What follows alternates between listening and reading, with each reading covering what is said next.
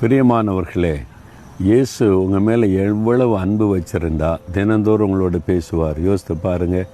தினமும் ஒரு வசனத்தை கொண்டு உங்கள்கிட்ட பேசி உங்களை தைரியப்படுத்துகிறார், ஆறுதல் படுத்துகிறார், வழி நடத்துகிறார்ல.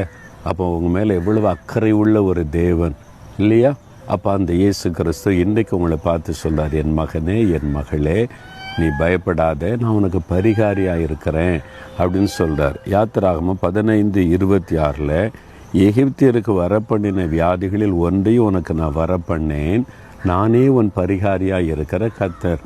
எகிப்து தேசத்தில் இஸ்ரவேல் மக்கள் அடிமையாக இருந்தப்போ அவங்க ரொம்ப சித்திரவதை பண்ணதுனால அவங்களுடைய பாவத்தை நிமித்தம் வியாதியை வரப்பண்ணினார். God allowed sickness. ஆண்டவர் நீ கொஞ்சம் வச்சுக்க, நீ வியாதியை கொடுக்கல, அவர் அலோவ் பண்ணார். அந்த வியாதி வந்தது. அப்போ சொல்கிறாரு, நீங்கள் ஏன் பிள்ளைங்க, என் வசனத்தின்படி நடக்கிறவங்க, என்னை பின்பற்றுவங்க, அவங்க கீழ்ப்படியாமல் நடந்ததுனால வந்துச்சு. அவங்களுக்கு வந்த வியாதி உங்களுக்கு வராது, நான் வர பண்ண விட மாட்டேன். ஏன்னா நான் உங்களை பரிகாரியாக இருக்கிற கர்த்தர், உங்களை குணமாக்குகிற கர்த்தர்னு சொல்கிறார். அப்போ அதை தான் நீங்கள் விசுவாசிக்கணும். சரியா?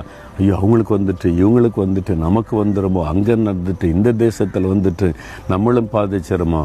ஆண்டு சொல்ல, நான் உனக்கு இருக்கிறேன், உனக்கு பரிகாரியாக இருக்கிறேன், உன்னை குணமாக்க நான் இருக்கிறேன், நீ ஏன் பயப்படுறேன்னு ஆண்டு சொல்கிறார். சரியா?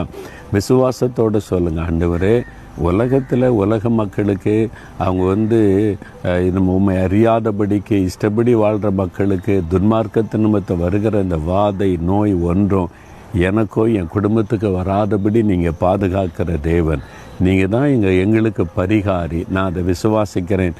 ஒன்று குடும்பத்தில் வராது, எங்களை சேதப்படுத்தாதுன்னு விசுவாசத்தோடு சொல்லுங்கள். பிறகு எதுக்கு பயப்படணும்? தகப்பனே, நீர் என் பரிகாரி, என்னை பாதுகாக்கிறவர், என்னை குணமாக்குகிறவர். இந்த உலகத்தில் வருகிற வியாதி வேதனை ஒன்றும் எனக்கோ என் குடும்பத்தினருக்கோ வராதபடி நீங்கள் பாதுகாக்கிற தேவன்.